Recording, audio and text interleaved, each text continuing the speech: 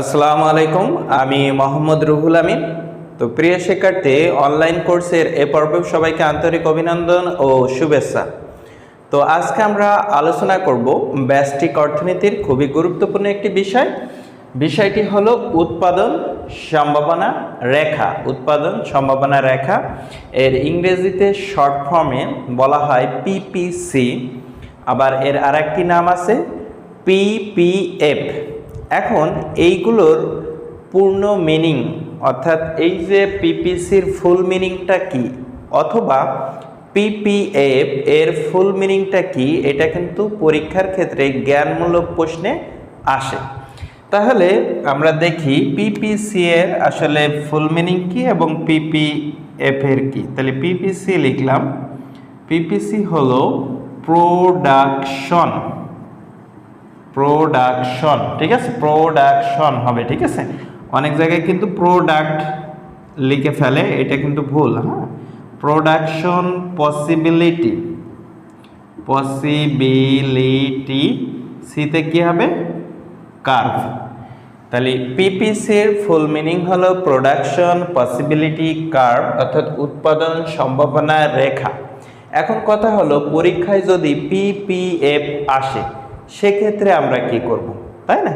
কারণ অনেক ক্ষেত্রে পিপিএফ এই শব্দটি সবার কাছে পরিচিত কম, কিন্তু পরীক্ষায় যদি দিয়ে দেয় পিপিএফ এর ফুল মিনিং কি অথবা পিপিএফ রেখা অঙ্কন করো, তাহলেই কিন্তু অনেকে কনফিউজে পড়ে যাবে। পিপিসি যে জিনিস, পিপিএফ একই জিনিস, কিন্তু এখানে জাস্ট আমাদের পূর্ণ মিনিংটা ইংরেজিতে একটু পার্থক্য আছে। তাহলে এফে কি হবে দেখো, এফ এর ক্ষেত্রে হবে এই এফ শব্দটার জন্য এখানে হবে ফ্রন্ট টায়ার। তাহলে পিপিএফ, যখন পিপিএফ বলা হবে তখন আমরা কার্ভের জায়গায় রিপ্লেস করব কি, ফ্রন্ট টায়ার। আর দুটো পার্ট ঠিক আছে, production possibility front tyre, production possibility front tyre. অর্থাৎ বাংলায় এখানে ফ্রন্ট টায়ার অর্থ কি বোঝাচ্ছে, সীমানা, উৎপাদন সম্ভাবনা রেখার সীমানা, ঠিক আছে, উৎপাদন সম্ভাবনা সীমানা, আর কার্ভ মানে তো রেখা। ওকে, এখন ফার্স্টলি পিপিসি অর্থাৎ প্রোডাকশন পসিবিলিটি কার্ভ, উৎপাদন সম্ভাবনা রেখার ডেফিনিশনটা কি?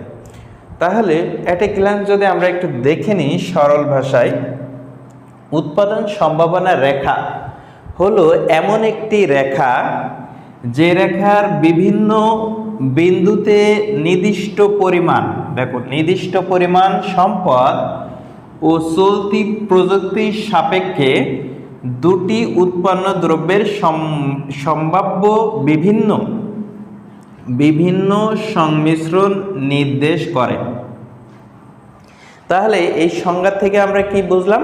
সংজ্ঞা থেকে বুঝলাম যে এটা হলো এমন একটি রেখা যে রেখার বিভিন্ন বিন্দু, অনেকগুলো বিন্দু আসবে, সেই বিন্দুতে কি ঘটনা ঘটবে, একটি নির্দিষ্ট পরিমাণ সম্পদ বা সীমাবদ্ধ বা সীমিত সম্পদ, ঠিক আছে, সাপেক্ষে। আর চলতি প্রযুক্তি কেন বলছি, কারণ আমরা যখন উৎপাদন সম্ভাবনা রেখা ব্যাখ্যা করব, সেটা একজন ব্যক্তির হইতে পারে, একটি দেশের হইতে পারে, ঠিক আছে।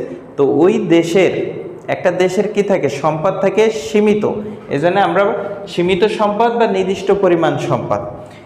প্রযুক্তিটা কি, চলতি প্রযুক্তি এই জন্য বলা হচ্ছে কারণ প্রযুক্তি যদি চেঞ্জ হয়ে যায় তখন উৎপাদন সম্ভাবনা রেখারও চেঞ্জ হতে পারে, যেটা আমরা দেখব।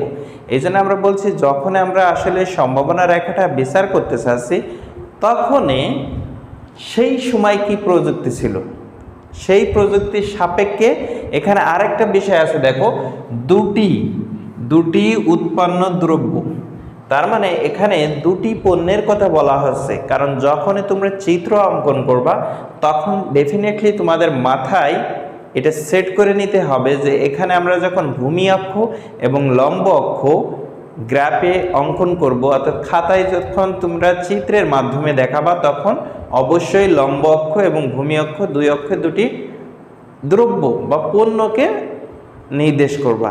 অর্থাৎ চাহিদা রেখার মতো, আবার একদিকে দাম একদিকে পরিমাণ যদি এটা দেখে ফেলো তাহলে কিন্তু কেটে দেবে, ঠিক আছে। এই জন্য রিমেম্বার, তাহলে এখান থেকে আমরা দুটি উৎপন্ন দ্রব্যের সম্ভাব্য বিভিন্ন সংমিশ্রণ নির্দেশ করে, তাকে আমরা বলতে পারি উৎপাদন সম্ভাবনা রেখা। তো এইটা যখন আসবে, একজন যে বিভিন্ন অর্থনীতিবিদ সংজ্ঞায়িত করেছেন, একজন অর্থনীতিবিদের ডেফিনিশনটা একটু মুখস্থ করে নিবে। এখন আসেন, এইটা যদি আমরা চিত্রের মাধ্যমে একদম বেসিক লেভেলে দেখি, তাহলে বেসিক লেভেলে যদি আমরা দেখি, তাহলে চিন্তা করো যে আমরা ভূমি অক্ষে এক্স দ্রব্য এবং লম্ব অক্ষে ওয়াই দ্রব্য নির্দেশ করছি, ঠিক আছে। এখন এই জায়গাটা আমরা উৎপাদন সম্ভাবনা রেখার একটা আমরা কার্ভাকে এঁকেই নিলাম। হ্যাঁ, এটাকে আমি নাম দিলাম এ বি। তাহলে এ বি একটা উৎপাদন সম্ভাবনা রেখা আমরা অঙ্কন করলাম, এবং এই রেখাটা দেখতে কিরকম হয়েছে, ইংরেজিতে বলা হয় কনকেভ। কনকেভ, এটাকে বলা হয় অবতল, অবতল শেপ হবে। ওকে, এখন কথা হলো, যখন তুমি উৎপাদন সম্ভাবনা রেখা দেখাবা, সম্ভাবনা মানে কি, যে একটি দেশের যদি কথা আমরা কনটেক্সে বলি, তাহলে একটি দেশের ওই সময় তার যে সীমিত সম্পদ বা নির্দিষ্ট পরিমাণ সম্পদ আছে এবং প্রযুক্তি যেগুলো আছে, চলতি প্রযুক্তি সাপেক্ষে সে দুটো দ্রব্য উৎপাদন করবে।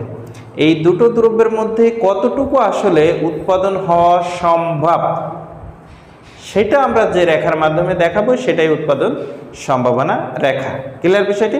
ওকে, এখন আসি, তাহলে এই যে আমরা চিত্রটা এখানে দেখাচ্ছি, এখানে ভূমি অক্ষে এক্স দ্রব্য, লম্ব অক্ষে ওয়াই দ্রব্য, এ এবং বি আমরা একটা রেখা অঙ্কন করছি। এখন কথা হলো, যদি একটি দেশ তার যে সীমিত সম্পদ এবং প্রযুক্তি আছে, এখানে দুটি দ্রব্যের সংমিশ্রণের কথা আমরা বলছি, কিন্তু যদি সংমিশ্রণের মধ্যে একটি দ্রব্যে যদি সে কোনো রকম উৎপাদন না করে, যেমন এক্স দ্রব্য ওয়াই দ্রব্য, যদি ওয়াই দ্রব্য সে জিরো উৎপাদন করে, শূন্য, ওয়াই দ্রব্য একেবারে এখানে কি আছে, মূল বিন্দু এক্স ওয়াই দুটোই শূন্য, তাহলে বলতেছে ওয়াই দ্রব্য যদি শূন্য করে, তাহলে সম্পূর্ণ তার যে প্রযুক্তি আছে, সম্পদ আছে, সব কি হবে, এক্স দ্রব্যেতে নিযুক্ত হবে। তাহলে সে এক্স দ্রব্য কতটুকু পেতে পারবে, ও বি পরিমাণ। আবার যদি উল্টোটা বলি, যে সে এক্স দ্রব্যে কোনো রকম তার যে সম্পদ প্রযুক্তি ব্যয় করলো না, সে ওয়াই দ্রব্যতে ব্যয় করলো, তাহলে সে কতটুকু ওয়াই দ্রব্য পাবে, ও এ পরিমাণ ওয়াই দ্রব্য পাবে। আর এক্স দ্রব্যে যেহেতু সে কোনো রকম তার যে সম্পদ, সীমিত সম্পদ এবং প্রযুক্তি ব্যয় করছে না, তো এক্স দ্রব্য সেক্ষেত্রে শূন্য। ঠিক আছে, আচ্ছা, এখন আমরা ডেফিনেশন আকারে দেখি যে এখানে বলেছে কি সংমিশ্রণ। আমরা এখন সংমিশ্রণের মাধ্যমে দেখাবো যে তার যে সম্ভাবনা রেখা, সেখানে দুটি দ্রব্যের সংমিশ্রণ, অর্থাৎ এক্স দ্রব্য উৎপাদন করবে এবং ওয়াই দ্রব্য উৎপাদন করবে। তাহলে লেটস সে আমরা এখানে একটা বিন্দু নিলাম, এই বিন্দুতে, এই বিন্দুর নাম আমরা দিলাম ই বিন্দু। এই ই বিন্দু অনুযায়ী এক্স দ্রব্য এক্স ওয়ান আর ওয়াই দ্রব্য ওয়াই ওয়ান পরিমাণ একজন ব্যক্তি, আমরা দেশের কনসিডারে বলি, একটি দেশ মানে বাংলাদেশ, সে উৎপাদন সম্ভাবনা এ বি রেখার ই বিন্দুতে ও এক্স ওয়ান পরিমাণ এক্স দ্রব্য উৎপাদন করে এবং ও ওয়াই পরিমাণ, ও ওয়াই ওয়ান পরিমাণ ওয়াই দ্রব্য উৎপাদন করে। ওকে, এখন যদি দেখে যে না এক্স দ্রব্যের চাহিদা বেশি, এক্স দ্রব্যটা একটু বেশি উৎপাদন করা উচিত, ঠিক আছে, তখন সে কি করবে, ওয়াই দ্রব্য যে কিছু সম্পদ, সে নির্দিষ্ট যেহেতু সম্পদের পরিমাণ সীমিত এবং চলতি প্রযুক্তি আছে, তো এক্স দ্রব্য সে বেশি উৎপাদন করতে চাই, তাহলে তাকে এদিকে আসতে হবে, এই রেখার এই বিন্দুর ডান দিকে আসতে হবে, কারণ ডান দিকে নিলে এক্স দ্রব্য বেশি উৎপাদন করা সম্ভব। এখন এক্স দ্রব্য যদি আমি বেশি উৎপাদন করতে চাই, এখানে একটা বিন্দু নিলাম ই এফ বিন্দু, তাইলে এক্স টু বিন্দুতে উৎপাদন করলো, মানে এফ বিন্দুতে উৎপাদন করলো, এক্স দ্রব্য হলো কতটুকু হলো, ও এক্স টু, তাহলে একটু বেড়ে গেল। আর ওয়াই দ্রব্য এর কারণে কি হলো, ওয়াই দ্রব্য তাকে স্যাক্রিফাইস করতে হলো, কারণ এখানকার থেকে সে কিছু প্রযুক্তি এবং তার যে সীমিত সম্পদ সে ট্রান্সফার করে এক্স দ্রব্যই নিয়ে আসলো। ঠিক আছে, তো এখন ই এফ এরকম অনেক বিন্দু আমরা নিতে পারি, আরও আমরা যদি চাই যে এখানে আরও একটা বিন্দু নিব, তাহলে নিলাম, কোনো ব্যাপার না। এখানে জি বিন্দু দিলাম, এখানে এক্স থ্রি দিলাম, এখানে ওয়াই থ্রি দিলাম, দিয়ে এই রেখাগুলো আসলে যোগ করে আমরা এ বি রেখা পেয়েছি, এবং এ বি রেখাকে বলা হচ্ছে সেই পিপিসি বা পিপিএফ, পিপিসি বা পিপিএফ অর্থাৎ উৎপাদন সম্ভাবনা রেখা। তাহলে দেখো উৎপাদন সম্ভাবনা রেখা যখন আসবে তখন আমরা ডেফিনেশন দেব, আমরা এভাবে ব্যাখ্যা করব, ঠিক আছে। আচ্ছা, এখন এই উৎপাদন সম্ভাবনা রেখার মধ্যে ব্যাখ্যার মধ্যে আরও কিছু বিস্তারিত আছে, সেটাকে আমরা দেখি। তাহলে এখানে আমরা উপরে দেখো রেড মার্ক দিয়ে আমি বললাম যে উপরে একটা আমরা বিন্দু নিলাম এফ বিন্দু। এই এফ বিন্দুতে উৎপাদন করা সম্ভব কিনা, that is the important question. তাহলে এফ বিন্দুতে উৎপাদন করা সম্ভব কিনা যদি এরকম প্রশ্ন আসে, তাহলে বিষয়টা হলো এরকম যে একটি দেশের যে পরিমাণ সম্পদ আছে, যে পরিমাণ প্রযুক্তি আছে, সেটা দিয়ে যতটুকু সম্ভব সে তার যে সম্ভাবনা আছে তার বাইরে তো সে যেতে পারবে না, তাই না? তো আমরা সম্ভাবনা দেখলাম এ বি রেখা। এখন এইটার উপরে যদি কোনো একটা বিন্দু থাকে, এটা এই বিন্দুতে কি হবে, সে চাইলেও উৎপাদন করতে পারবে না। কোন সাপেক্ষে? ওই চলতি প্রযুক্তি এবং তার যে নির্দিষ্ট সম্পদ আছে বা সীমিত সম্পদ আছে তার সাপেক্ষে সে এই বিন্দুতে অর্জন করতে পারবে না। তার মানে এইটা হলো এফ বিন্দুর নাম হলো অর্জনযোগ্য। অর্জনযোগ্য, অর্জনযোগ্য মিন্স কি, যেটা অর্জনযোগ্য সম্ভব না। ক্লিয়ার বিষয়টি? যেটি অর্জনযোগ্য সম্ভব না। ওকে, এখন আমরা এই রেখার এবি রেখার ভিতরের একটা বিন্দু নিই। সে ভিতরের বিন্দুটা এখানে নিতে পারে, এখানে নিতে পারে, এখানে, তো আমি এখানে নিলাম, যে কোনো একটা নিলাম। এখানে দিয়ে বললাম এই বিন্দুটা ই বিন্দু। তাহলে বলো তো এই ই বিন্দুতে আসলে উৎপাদন করা সম্ভব কিনা, ঠিক আছে? This is another important question. Specially যারা এইচএসসি পরীক্ষা দেয় তাদের জন্য এগুলো সৃজনশীল টাইপের বিভিন্ন এমসিকিউ কোয়েশ্চেন থাকে, খুবই গুরুত্বপূর্ণ। তাহলে দেখো ই বিন্দুতে যেটা হচ্ছে, ই বিন্দুতে এখানে আমরা বলতে পারি অবশ্যই এটা অর্জনযোগ্য, কিন্তু এখানে আরও কিছু নাম আছে। এটা বললাম এটা অর্জনযোগ্য, কিন্তু খেয়াল করো এই ই বিন্দুতে যদি উৎপাদন করে অর্জনযোগ্য হলেও এখানে কি হয়নি, সম্পদের সুষ্ঠু ব্যবহার হয়নি। তার মানে এখানে আরেকটা নাম কি আসতে পারে, অবলিক অদক্ষতা। কেন বলছি অদক্ষতা? কারণ একজন ব্যক্তির যদি নির্দিষ্ট পরিমাণ সম্পদ থাকে, সে ওই সম্পদটা যদি প্রপার নার্সিং করে, তাহলে ধরা গেল যে একজন ব্যক্তির 1 বিঘা সম্পদ আছে, জমি।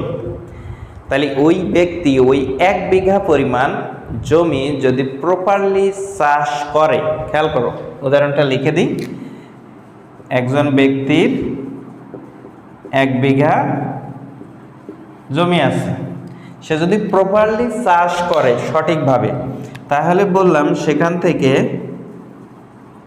40 মণ ধান উৎপাদন করা সম্ভব। 40 মণ ধান উৎপাদন করা সম্ভব, ঠিক আছে?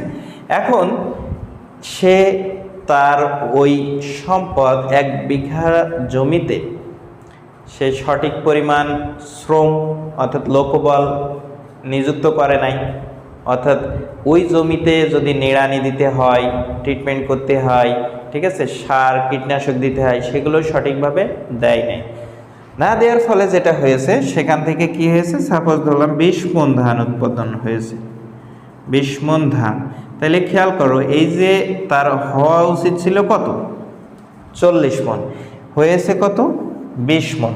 তাহলে এই 20 মণ ধান যদি হয়, তাহলে ওই ব্যক্তির এটা কি অদক্ষতা না?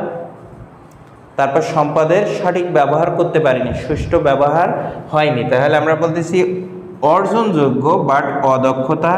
আবার এখানে সে কি করেছে, বেকারত্ব ক্রিয়েট করেছে, সে লোকজনকে ওখানে নিযুক্ত দিতে পারত, ঠিক আছে? তো সে লোকজনকে সেখানে তার ওই কর্মে নিযুক্ত না করে সে অবহেলা করেছে। তার মানে এখানে আসে অদক্ষতা হয়েছে, আবার বেকারত্ব সৃষ্টি হয়েছে, বেকারত্ব। আবার আরও কি নাম হতে পারে, সম্পদের অপূর্ণ ব্যবহার, অপূর্ণ ব্যবহার। তাহলে দেখো এই ই বিন্দুতে কয়টা পয়েন্ট আসছে, প্রত্যেকটা পয়েন্ট নোট করবা। অর্জনযোগ্য এটা ঠিক আছে, কিন্তু মেইনলি ফোকাস হবে কি, অদক্ষতা, বেকারত্ব প্রকাশ করে, সম্পদের অপূর্ণ ব্যবহার। ক্লিয়ার?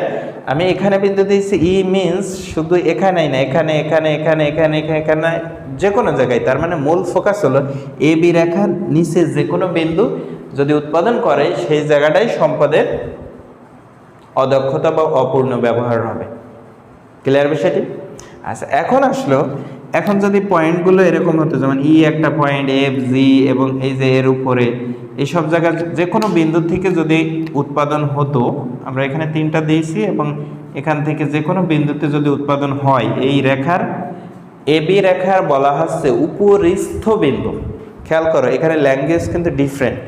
একটা বলা হচ্ছে উপরের বিন্দু, ঠিক আছে, সৃজনশীল কোয়েশ্চেনে কিন্তু আসে যে উপরের বিন্দু মিন্স এফ, আর উপরিস্থ বিন্দু, তাহলে এই যে এখানে যেটা আছে এটাকে বলা হচ্ছে উপরিস্থ বিন্দু। এই উপরিস্থ বিন্দু, প্রত্যেকটা বিন্দু ইতে, এফতে, জিতে, তারপরে এখানে অসংখ্য লক্ষ কোটি বিন্দু আছে যেগুলো এই উপরিস্থ বিন্দুতে যদি উৎপন্ন করে, ঠিক আছে, বা উৎপাদন করে কোনো ব্যক্তি, কোনো দেশ, তাহলে সেটা হবে সম্পদের সুষ্ঠু ব্যবহার। সুষ্ঠু ব্যবহার। আবার এটাকে আমরা বলতে পারবো কি, পূর্ণ নিয়োগ। পূর্ণ নিয়োগ। পূর্ণ নিয়োগ is another very important term. তার মানে এই রেখার উপরিস্থ প্রত্যেকটা বিন্দুতে পূর্ণ নিয়োগ বোঝায়, সম্পদের সুষ্ঠু ব্যবহার বোঝায়। আর ভিতরে এই যে আমরা যেটা ব্যাখ্যা করলাম, আর উপরে তো অর্জনযোগ্য, কারণ তার সেই পরিমাণ সম্পদ আর প্রযুক্তি নাই, বা তার প্রযুক্তি আপডেটও হয় নাই। তো আপডেটের কথা যেহেতু আমরা বলতেছি না, সো সে উপরের ওই বিন্দুতে যেতে পারবে না, অর্থাৎ অর্জনযোগ্য। তাহলে কোন বিন্দুটা কোথায় কি আমরা দেখালাম, আশা করছি তোমরা বিষয়টি সুন্দরভাবে বুঝতে পেরেছো।